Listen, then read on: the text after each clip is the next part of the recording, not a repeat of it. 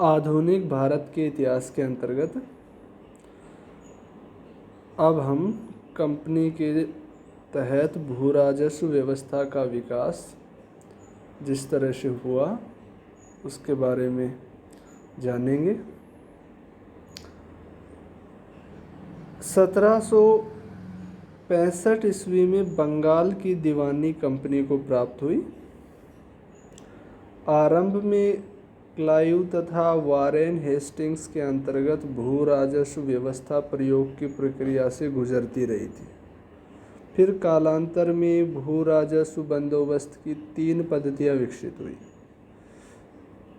जिसमें पहली है स्थायी बंदोबस्त, दूसरी रैयतवाड़ी व्यवस्था तथा तीसरी महलवाड़ी व्यवस्था। तो आज हम स्थायी बंदोबस्त के बारे में पढ़ेंगे। वारेन हेस्टिंग्स ने बंगाल में भू राजस्व व्यवस्था में जो अराजकता उत्पन्न की थी उसे समाप्त करने का जिम्मा कॉर्नवालिस को सौंपा गया। कॉर्नवालिस ने लगान व्यवस्था को सुव्यवस्थित करने का जिम्मा एक अधिकारी थे जिनका नाम सर जॉन शोर था। सर जॉन शोर को सौंपा ये काम। सर जॉन शोर ने एक कमेटी के माध्यम से इस समस्या पर विचार किया। कमेटी के सामने मुख्यतः 3 समस्याएं थी।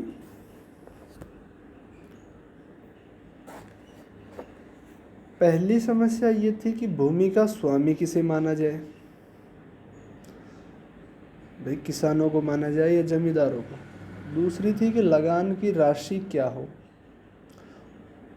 और तीसरी समस्या ये थी कि लगान का निर्धारण कितने समय के लिए किया जाए। तो कमेटी ने मुख्यतः इन 3 समस्याओं को सामने रखकर इस पर विचार किया। जॉन शोर ने 1789 ईस्वी में अपनी रिपोर्ट पेश की, जिसमें उन्होंने लिखा कि मैं जमींदारों को उस ज़मीन का मालिक समझता हूँ जो उन्हें धर्मगत कानूनों के अनुसार उत्तराधिकार में मिली है। कमेटी के एक अन्य सदस्य फिलिप फ्रांसिस भी यही मत रखते थे।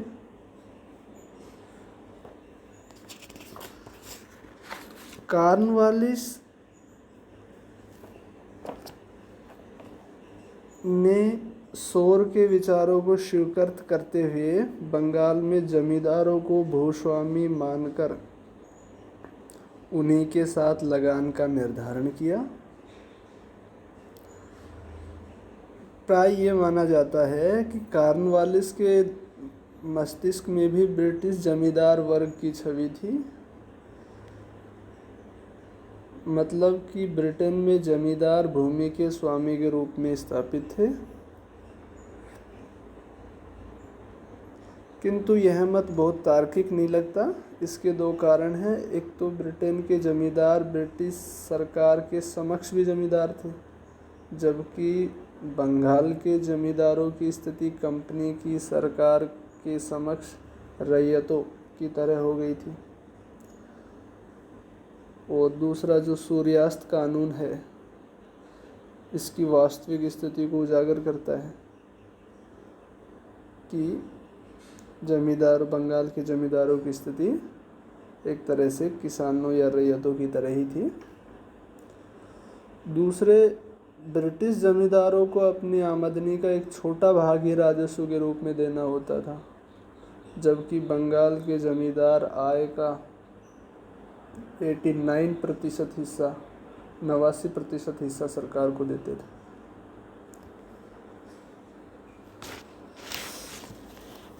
तो 10 फरवरी 1790 ईस्वी को इस व्यवस्था को 10 वर्ष के लिए लागू कर दिया गया, परंतु कॉर्नवालिस इस व्यवस्था को स्थायी बनाना चाहता था। 1793 ईस्वी में कंपनी की स्वीकृति मिलने के बाद इसे स्थायी बंदोबस्त कर दिया गया।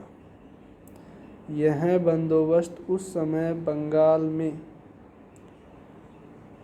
या बंगाल के जमींदारों के साथ किया गया। स्थायी बंदोबस्त करते समय जमीन की किसी प्रकार की पैमाइश नहीं की गई थी। स्थायी बंदोबस्त में राजस्व के 3 भागीदार बनाए गए: सरकार, जमींदार एवं काश्तकार। राजस्व में सरकार एवं जमींदार का भाग निश्चित था, जबकि काश्तकारों का, कृषकों को जमींदारों के रहमो करम पर छोड़ दिया गया। राजस्व का 89% हिस्सा सरकार का और 11% हिस्सा जमींदार का हमेशा के लिए तय कर दिया गया और राजस्व आकलन हेतु 1789 ईस्वी को आधार वर्ष बनाया गया। स्थायी बंदोबस्त के प्रारंभिक वर्ष में अनुमानतः 4.25 करोड़ रुपए का लगान अनुमानित किया गया था। लगान न जमा कर पाने की सूरत में सरकार को जमींदारों को बेदखल करने का अधिकार था। यह व्यवस्था बंगाल, बिहार, उड़ीसा, असम, बनारस तथा मद्रास के कुछ हिस्सों में लागू की गई थी।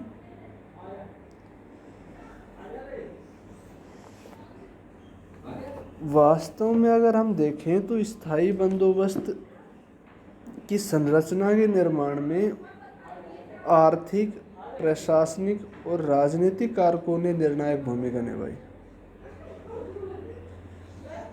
जिस समय कॉर्नवालिस का आगमन हुआ था, उस समय भू राजस्व में निरंतर तथा नवीन प्रयोगों के कारण, विशेषकर वारेन हेस्टिंग्स के समय, कृषि अर्थव्यवस्था चौपट सी हो गई थी और कॉर्नवालिस इस बात को जानता था कि बंगाल में वाणिज्य व्यापार में समृद्धि का आधार भी कृषि है। यह कृषि अर्थव्यवस्था की समृद्धि ही है, क्योंकि बंगाल से निर्यात की जाने वाली 2 महत्वपूर्ण वस्तुएं, एक सूती वस्त्र, रेशमी वस्त्र, कपास तथा रेशम, ये जैसे कृषि उत्पाद पर ही निर्भर थे। दूसरे, कॉर्नवालिस का यह भी मानना था कि इस पद्धति के आधार पर सरकार की आय सुनिश्चित की जा सकेगी तथा वाणिज्य, व्यापार, निवेश एवं सैनिक खर्च को पूरा करने के लिए एक निश्चित रकम उपलब्ध हो सकती है। चूँकि सरकार का अंश सदा के लिए निश्चित कर दिया गया था और भविष्य में कृषि विकास से होने वाला पूरा लाभ सरकार को मिलना था, तो उनका मानना था कि इससे जमींदार प्रगतिशील जमींदार सिद्ध होंगे और वे लगान चुकाने के पश्चात कृषि के क्षेत्र में निवेश करने के लिए प्रोत्साहित होंगे। इसी प्रकार उनका यह भी मानना था कि चूंकि जमींदारी की खरीद बिक्री संभव होगी, अतः नगर के साहूकार महाजन भूमि में निवेश कर सकेंगे। इस तरह से नगरीय क्षेत्र से ग्रामीण क्षेत्र में मुद्रा का आगमन होगा। तो ये महत्वपूर्ण कारण, एक प्रकार से स्थायी बंदोबस्त की संरचना में ये एक महत्वपूर्ण आर्थिक कारण माना जाता है। इसके अलावा प्रशासनिक और राजनीतिक कारणों की भी इसमें निर्णायक भूमिका रही। प्रशासनिक कारणों की जहाँ तक बात है, तो उनका ऐसा मानना था कि लाखों किसानों से राजस्व वसूल करने की बजाय कुछ जमींदारों के माध्यम से राजस्व की रकम हासिल करना अधिक आसान होगा। इससे सरकार को प्रशासनिक झंझटों से मुक्ति मिलेगी और भ्रष्टाचार पर भी नियंत्रण लगाना संभव होगा। तो स्थायी बंदोबस्त व्यवस्था को लागू करने के पीछे एक ये भी कारण था। जहाँ तक राजनीतिक कारक की बात है, तो राजनीतिक कारक के रूप में एक समर्थक वर्ग के उद्भव को देखा जा सकता है। ऐसा माना जाता है कि कॉर्नवालिस का उद्देश्य जमींदार वर्ग जैसे एक पक्षधर वर्ग को उत्पन्न करना था ताकि यह वर्ग भारत में ब्रिटिश शासन को सामाजिक आधार प्रदान कर सके। यह उद्देश्य इस बात को ध्यान में रखते हुए बहुत ही स्वाभाविक भी लगता है कि 18वीं सदी के उत्तरार्ध में ब्रिटिश शासन के विरुद्ध निरंतर विद्रोह होने लगे थे।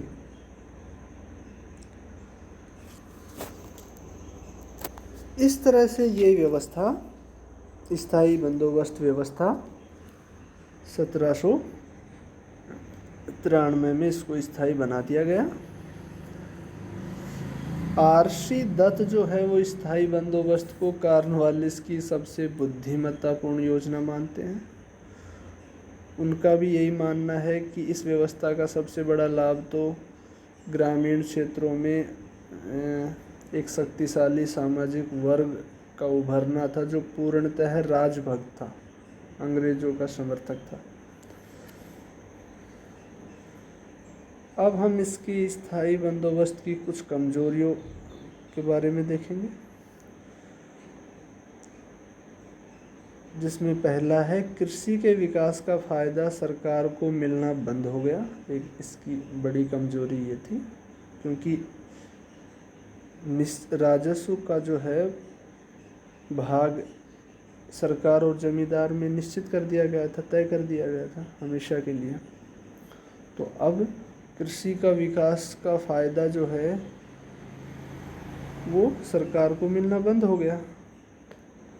लगान स्थायी होने से सरकारी आय में वृद्धि बंद हो गई।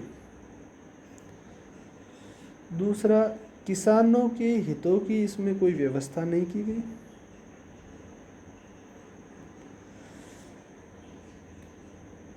तीसरा, सनसेट सिद्धांत के तहत बेदखली के कारण गैर हाजिर जमींदारी की प्रथा का विकास हुआ।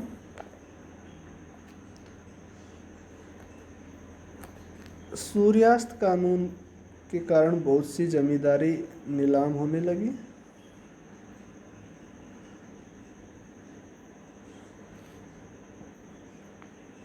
एक इसमें इसकी कमजोरी ये भी थी कि बेदखली के भय से जमींदार सही ढंग से अपनी जमींदारियों का विकास नहीं कर सके। इस तरह से स्थायी बंदोबस्त के बारे में बहुत सारे विद्वानों ने कहा है कि कॉर्नवालिस ने अब इस व्यवस्था को लागू करते समय अपने स्वतंत्र विचारों का परिचय नहीं दिया, अपितु वो संचालकों के हाथों की कठपुतली मात्र थे।